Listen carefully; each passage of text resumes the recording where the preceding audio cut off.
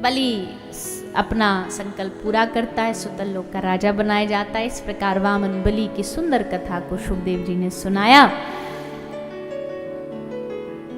भगवान के वामन अवतार, वराह अवतार, नरसिंह अवतार, कश्यप अवतार, धन्वंतरी अवतार, मोहिनी अवतार, मत्स्य अवतार और फिर मर्यादा पुरुषोत्तम श्री रामचंद्र के अवतार की कथा सुना रहे हैं।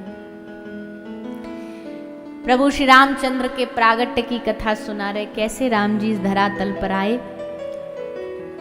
अपना जब भगवान आते हैं ना, अपना गांव, अपना वंश, अपने माँ बाप खुद चुनते हैं। उन पर किसी का दबाव नहीं है या अचानक से आ गए, ऐसा नहीं है। भगवान सोचते ये स्थान हमें निश्चित है। एक बार चुना हमें वृंदावन प्रकट करना है तो वृंदावन में आ गए। इस बार चुना हमें अयोध्यापुरी जाना है तो अयोध्यापुरी में आए हैं। वंश कौन सा चुना? सूर्य वंश, क्योंकि इस वंश में भक्त भी बहुत हुए, ज्ञानी भी बहुत हुए, पराक्रमी भी बहुत हुए, सूर्यवीर भी बहुत हुए और दानी भी बहुत हुए। भगवान ने सोचा सूर्य वंश से अच्छा वंश हमारे लिए क्या हो सकता है, तो सूर्य वंश को भगवान ने चुना। सूर्य वंश के राजाओं की कथा सुनाई गई और अंत में महाराज दशरथ की कथा सुनाई गई। महाराज दशरथ के घर में जब कोई संतति न होने के कारण महाराज दशरथ बड़े उदास, बड़े परेशान रहा करते थे। अपनी उदासी किससे कहे, अपनी परेशानी किससे कहे?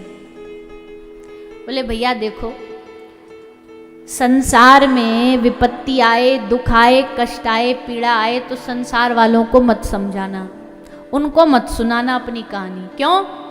तुम्हारे आगे तो मुंह लटका के बोलेंगे अरे राम राम राम राम, बड़ा बुरा हुआ तुम्हारे साथ, और तुम्हारी पीठ पीछे जाके तुम्हारे दुश्मन को बड़ा मलाई लगा लगा करके तुम्हारी बात बताएंगे। पता है उनके साथ ऐसा हो रहा है, पता उनके जीवन में ऐसा चल रहा है।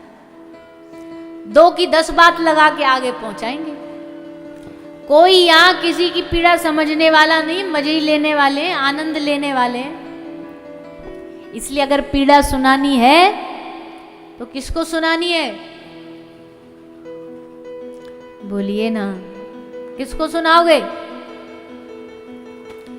या तो अपने भगवान को, और या अगर जवाब चाहिए तुरंत की तुरंत सामने, भगवान तो जवाब देने वालों को तो देते हैं, पर चलो अभी हमारे इतने कान अच्छे नहीं है कि हमें जवाब सुन सके, तो सचल रूप में जो हमारा जवाब दे सके, सचल भगवत विग्रह होते हैं हमारे गुरुदेव। गुरु को बताइए, जीवन में अच्छा है बुरा है सब गुरु को बताइए।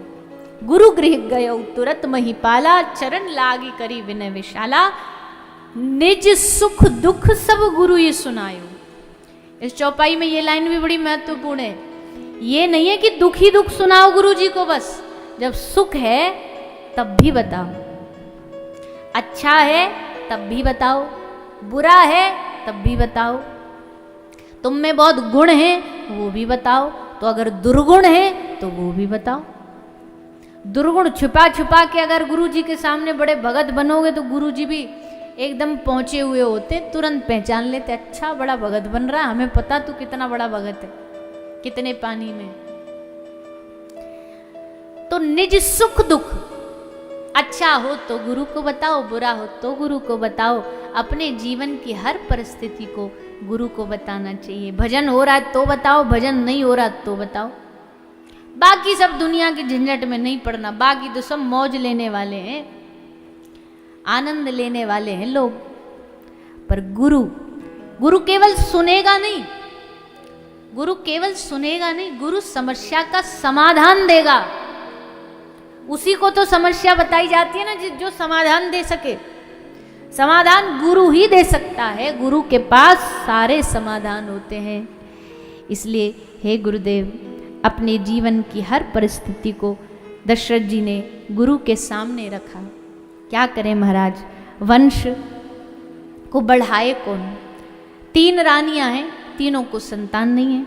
अब कैसे आगे वंश बढ़ेगा, कैसे इस अयोध्या को एक राजकुमार मिलेगा जो इस वंश को आगे बढ़ा सके? तो गुरु ने क्या कहा? धरऊ धीर होई सुतचारी, त्रिभुवन विदित भगत भयहारी। घबराने की बात नहीं है, हमें पता है तुम्हारे जीवन में बालक होगा, और एक नहीं 4 होंगे। 4 भी कैसे? त्रिभुवन विदित भगत भयहारी। भगत जनों के हितार्थ कल्याणार्थ वो इस धरती पर पधारेंगे। तुम तो वह घर जाओ, तैयारियां कर दो, व्यवस्था जुटाओ, यज्ञ करो, पुत्र कामिष्ट यज्ञ करो। तो गुरु जी ने आदेश दे दिया, यज्ञ की तैयारियां चालू हो गई, और यज्ञ के परिणाम में प्रगटे अग्नि चरु कर लीनी।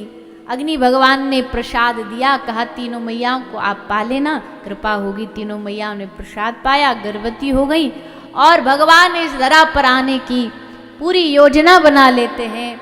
भगवान के आने से पहले, आगमन से पहले पूरा वातावरण बदल जाता है। सरयू नदी में पानी नहीं बह रहा, अमृत बह रहा है। कल कल छल छल करके सरयू उछलती कूदती जा रही है। अयोध्या में आनंद ही आनंद बरस रहा है।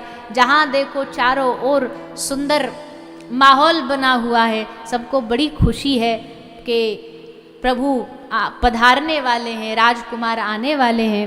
और 9वीं तिथि मधुमास पुनीता, शुक्ल पक्ष विजित हरिप्रीता, मध्याह्न के समय में, इसी चैत्र के पावन महीने में, शुभ मुहूर्त में 9वीं तिथि पर भगवान मर्यादा पुरुषोत्तम श्री रामचंद्र प्रभु का प्रागट्य होता है। बोलिए श्री रामचंद्र भगवान की। हमने पहले दिन ही रामनवमी मनाई, आज डबल मना रहे हैं। 2 बार रामनवमी हो रही है। तो ये बड़ा सौभाग्य हमारा, इस देश का सौभाग्य है भैया, कि इस देश ने राम और कृष्ण को पाया है। ये कोई मानव नहीं है, ये महापुरुष नहीं है, ये इस देश की पहचान है, ये हमारी पहचान है। ऐसे प्रभु राम प्रगटे भय प्रगट कृपाला, दीन दयाला कौशल्या हितकारी, हर्षित महतारी। माता आनंद में डूब गई। आहा, क्या सुंदर मुस्कुराहट लेकर के प्रगटे हैं। भगवान कृष्ण की राम जी की मुस्कुराहट सेम है, कुछ भी अलग नहीं है, एक ही जैसे दिखते हैं। अब अयोध्या वाले राम जी को देख लो, या हमारे वृंदावन वाले राधा रमन जी को देख लो, एक ही जैसे हैं। मुस्काते भी एक ही जैसे हैं, मुस्कुराहट भी एक जैसी है, रूप भी एक ही जैसा है। बस उनके हाथ में बांसुरी है, उनके हाथ में धनुष बाण है। अदला बदली कर दो तो पहचान और ना पाओगे। ऐसा स्वरूप है दोनों का, सुंदर मधुरतम स्वरूप है। लोकाभिरामम, सबके मन को मोहित करने वाले हैं भगवान, सबके मन को चुराने वाले हैं भगवान। ऐसा रूप गुण शील लेके प्रकट हुए इस धरा पर। खूब बधाइयाँ गाई गई, अयोध्या में खूब धूम मची, सबने खूब आनंद लिया, खूब आनंदित हुए। और फिर प्रभु श्री राम की लीलाएं सुनाई गई। इस भारत देश में सैकड़ों लोगों ने राम जी के चरित्र को अपने अपने भाव से लिखा है, राम कथा लिखी है। अनेकों ऋषि महात्माओं ने लिखा है। हाँ, सबसे ज्यादा प्रचलित हुई बाबा तुलसी की रामचरितमानस, क्योंकि तुलसी साक्षात श्री हनुमंत लाल जी हैं। तुलसी साक्षात भगवान का नाम, भगवान का कथा, भगवान की लीला इस धरती पर प्रचार प्रसार करने के लिए आए हैं। ऐसे श्री तुलसी बाबा के द्वारा लिखित रामचरितमानस का प्रचार प्रसार हुआ। घर घर में रामायण की चौपाई गाई जाती है।